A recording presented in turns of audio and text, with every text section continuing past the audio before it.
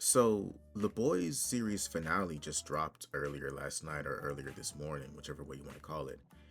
And man, it was something. I'll say that much.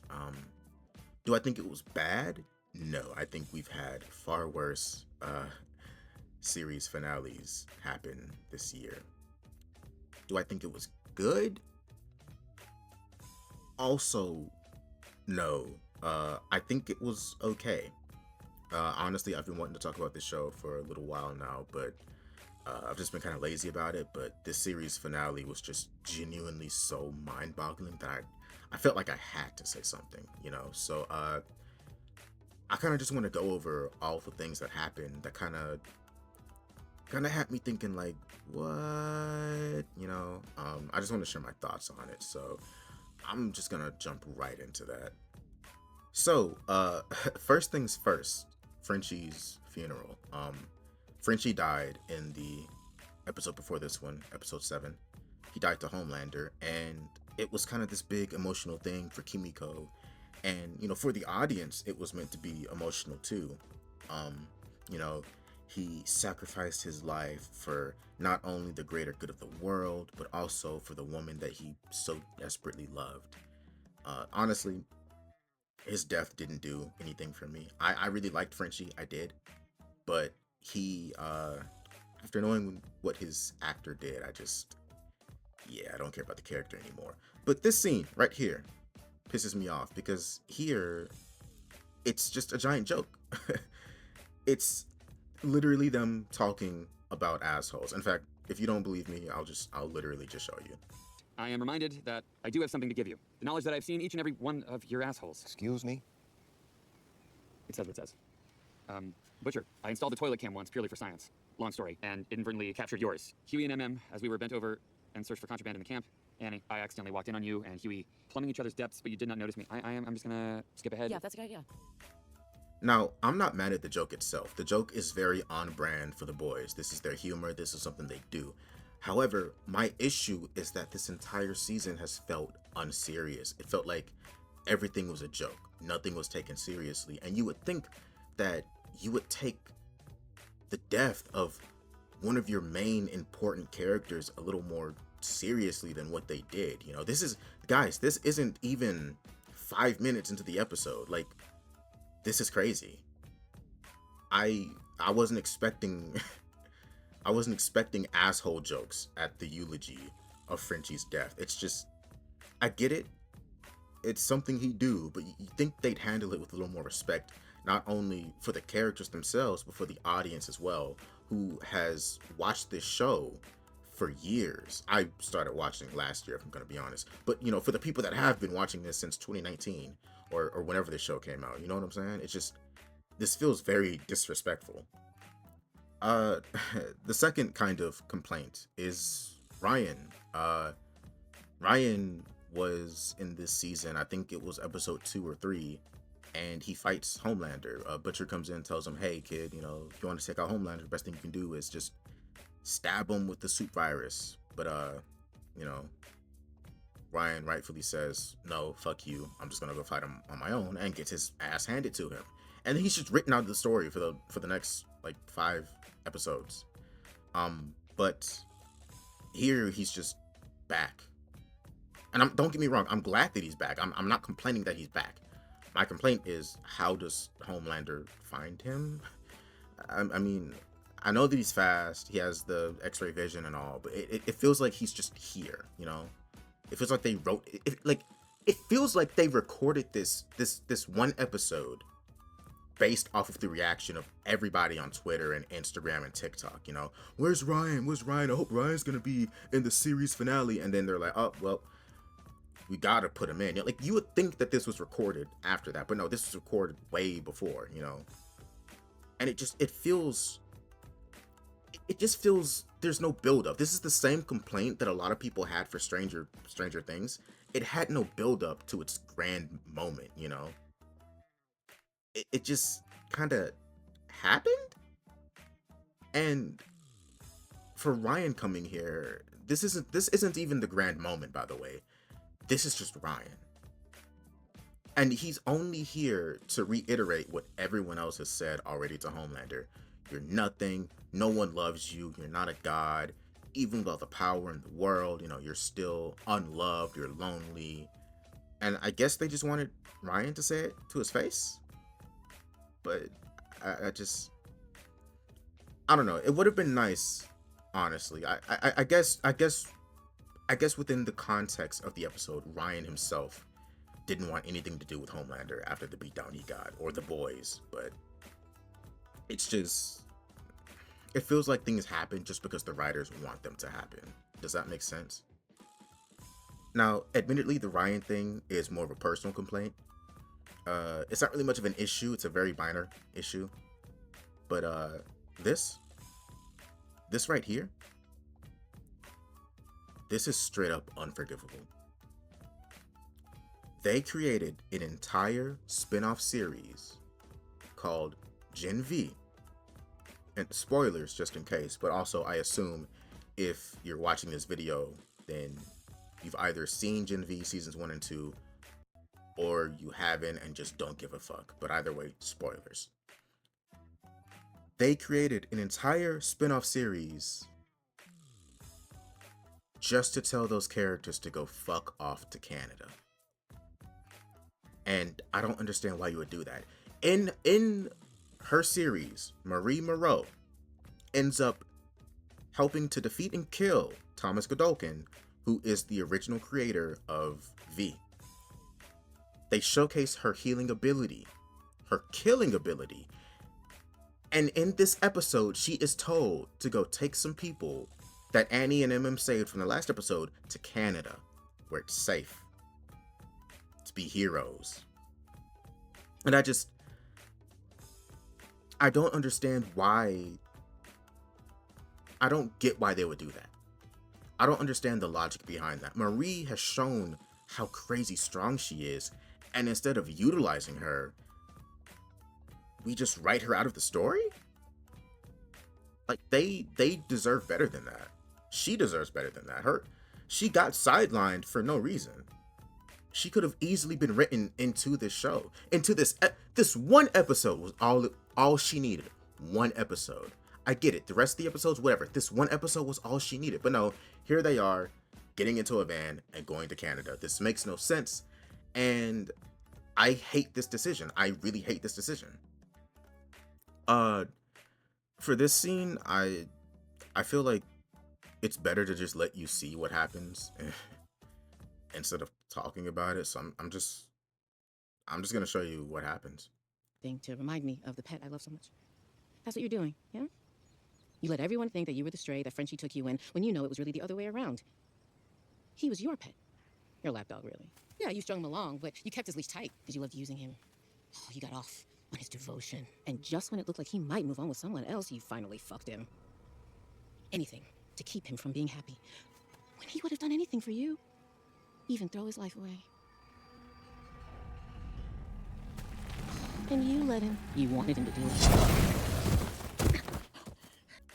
So yeah, the experiments on Kimiko worked, and she now has the chest beam that can eradicate V from someone's system. But it's kind of dumb because you're telling me that the boys in their little crappy basement thing, like, you're telling me that they were able to replicate years worth of Russian experiments that were done on Soldier Boy in the span of a day or a night with one French dude, and, well, Sage helped as well. How did they manage this to replicate it perfectly? No side effects, no downsides. And the worst part about it, they had even worse working conditions and manpower and equipment than the Russians, and yet here she is just working fine. I don't understand that. This is another writing choice that I don't like. At first they said that it failed, but then she's shown using it. I really wish it would have failed, if I'm being completely honest with you. Now, this I actually do like. I think this is one of the better positives of the episode. It's a minor thing, but I really liked it. Here the boys walk straight into a trap. They're trapped underneath a tunnel inside or under the White House. And Ashley, she actually does something for a change. She actually does something. she decides, okay, I'm gonna help these guys get out of this tricky situation. And I like this because this is what her character has been building up to the entire series, essentially. Um, it finally has a payoff.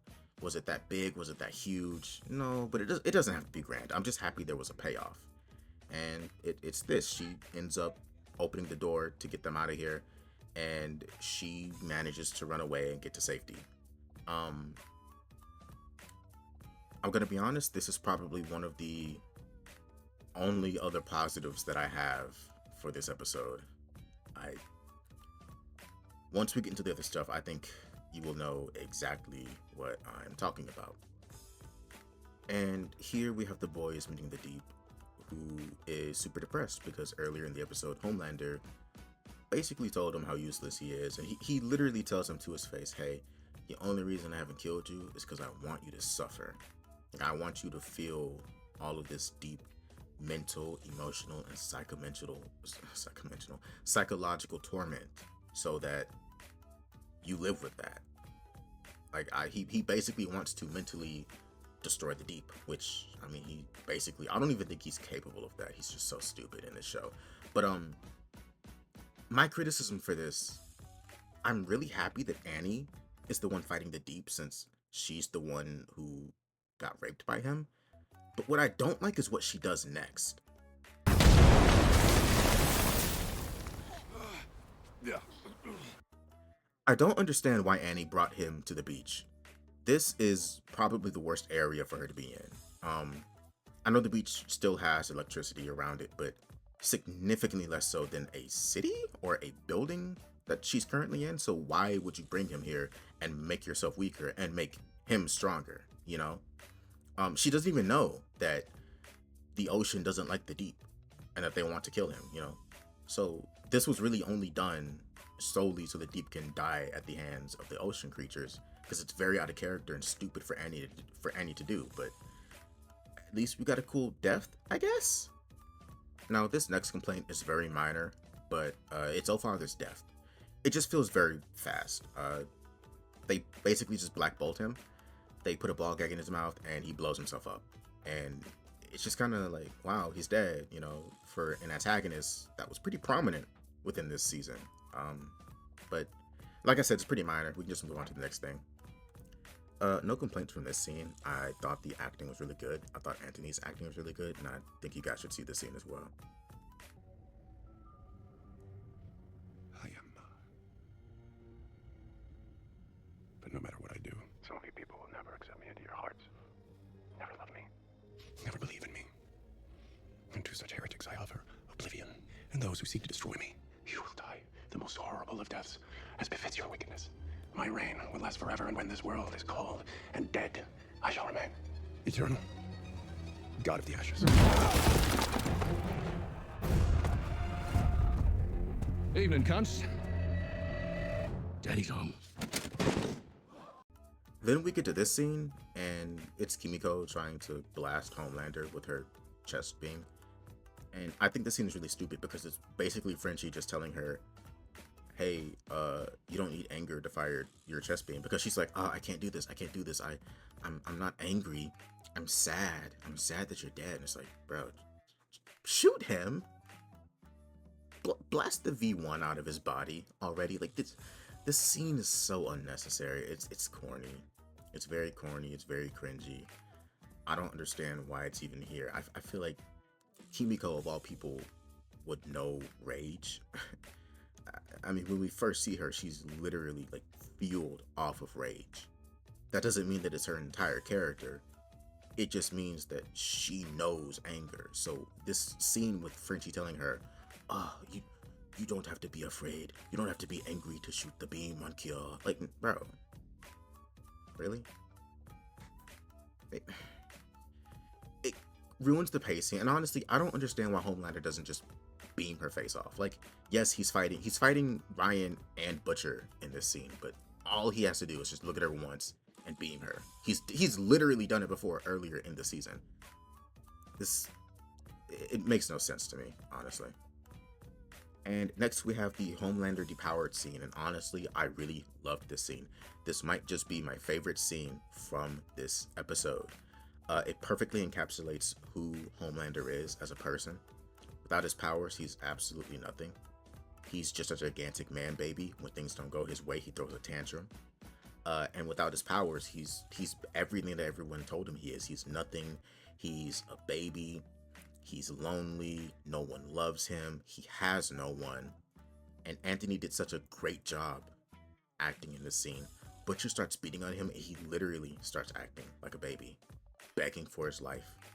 I'm just gonna let the scene play out so you guys can see this as well. But oh my god, this was just perfect. I loved watching this the first time.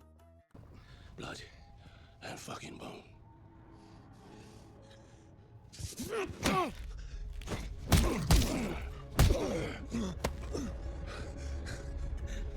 This is for Frenchie.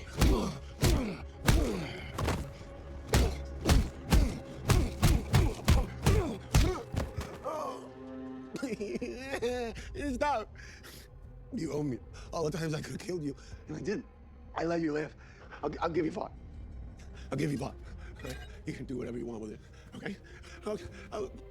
Becca, you want your wife back? I'll have your shapeshifter. Be her. Just tell me. I'll fucking suck your dick, please. I'll do anything. You want to eat shit? I'll eat your fucking shit. I'll eat your fucking shit. I like it. When you promise me. Stop me. You can't fucking do this. You can't fucking do this. I'm the Homelander. No. No, you ain't nothing. And this is for my Becca. Now, I can't show the rest for guideline reasons, but I'm sure you can guess what happened next. Here in this scene, Butcher ends up dying to Huey, and I think this is actually a good scene. Butcher basically goes crazy once Ryan says, "Hey, I don't want you in my life," and he sees the terror dies. He realizes, man, I really have nothing left in my life. I might as well go out the bang and take out all the soups with the soup virus. So Huey ends up stopping him, and they have a real heart-to-heart moment. And I feel like this was just the best way for Butcher to go out, by Huey's hand. Butcher doesn't really seem like the type of dude to do the game-ending type of thing. So him dying to Huey, not only is it kind of sad in a way because he's the one who got Huey into the whole boys thing to begin with, but he views Huey, he sees him as his little brother. He sees him as Lenny, and even comments that, hey, you look a lot like Lenny. It was, honestly, this scene for me was pretty emotional. I liked it a lot. I didn't cry or anything, but it was a pretty good scene. I think this is the only other like really good scene from this episode. The Homelander scene can be counted as whatever. Me personally, I really enjoyed it, but I know a lot of people are going to be controversial about it because they wanted Homelander to be more, I guess, Homelander-y. Like, they wanted him to still keep the same attitude, but to me, it wouldn't make sense for him to do that. But everyone has their opinion. And this is the final scene of The Boys. I like this. I like that Annie and Huey are still together. I like that she's pregnant. I like that they're building a family together. What I don't like, what I think is stupid, is that Huey and Annie are running this like small time kind of superhero gig trying to make the world a better place, which is great, don't get me wrong, but Huey sends his pregnant wife out to go stop a crime. Let me repeat that for you. He goes to send his pregnant wife out to stop a crime, and she just agrees. But the most egregious part, and I'm gonna show the clip right now, actually. The most egregious part is what they named the baby.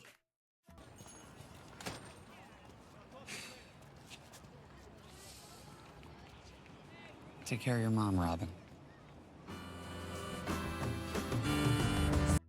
What do you mean take care of your mom, Robin? You named your child after your dead ex? That is so weird, dude. Like, who who does that and who's okay with that? Obviously Annie is, but like who does that, man? Like, middle name, okay, sure, but first name? Nah, I'm sorry. That's so weird to me, and I think it's a weird writing choice as well. Like, I guess they wanted to tie things all back together to the start of the series, but it just I personally don't like this decision. I think it's just awkward and weird, but I'm sure some people found it to be sentimental and sweet, but I think I would kill my partner if they asked to name our child after an ex. Um, no, no. But with that all said, I do think this final episode, again, I think it was simply just okay. I don't think it was awful. I don't think it was good, but it felt like it could have been more. It felt very, very, very, very, very rushed. Like, if you watch this season 5, the entirety of season 5 felt weird. It felt like there was a lot of just shenanigans going on. It didn't really feel like the plot was being pushed or advanced in a meaningful way. And then you get to the final episode and it's just boom, everything in your face all at once. Like, whoa, okay. You know, Othar, they're dying in like 2 seconds because his wife got him a gag belt that a custom made gag belt to resist his, superpowered screams that ends up finding and using against him, and he blows his head off, which leads me to believe that Ashley was trying to assassinate him as well, because we know Ashley, we know how she gets down. Um, Homelander and his fight. Homelander and his fight felt very bad. Like, we've seen, like, it's the show's power scaling is very inconsistent. We've seen Homelander fight A-Train, or sorry, chase A-Train, and A-Train is supposed to be the fastest person in the verse, right? But Homelander is able to keep up, no problem, and ends up catching him and killing him. Yes, I know A-Train dodged the girl, blah blah blah. But the point is, A-Train was moving so fast that time was slowed down to his perspective that not even Homelander was able to notice, and yet Homelander still caught him. That's just a little crazy to me. And then here in this episode, he's fighting both Ryan and Butcher at the same time, but like, he's shown just how much stronger than both of them he is. Like, he effortlessly defeated Ryan, and Butcher is much, much, much, much, much weaker than Ryan. And don't even get me started on Kimiko. She literally got lasered by his beams. Like, she has no resistance to Homelander. Butcher can tank an eye blast, sure, but Kimiko can't. So why not just blow her head off or cut her in half or just do something? It's just so many things felt off. Like, they didn't feel thought out. And I mean, as far as series finales go, this one isn't the worst. Thankfully, it's passable, but for a series that was running for this long and such an anticipated ending, it just feels very lackluster. It's a very here, bro, dang kind of ending, but that's just my 2 cents on it. Let me know what you guys think. I really want to hear your opinions on the episode if you saw it. If you didn't see it, honestly, even if you've never seen The Boys, I would recommend going to watch it because it's pretty funny. Honestly, it's just pretty funny. But that's it for me. I'll catch you guys next time.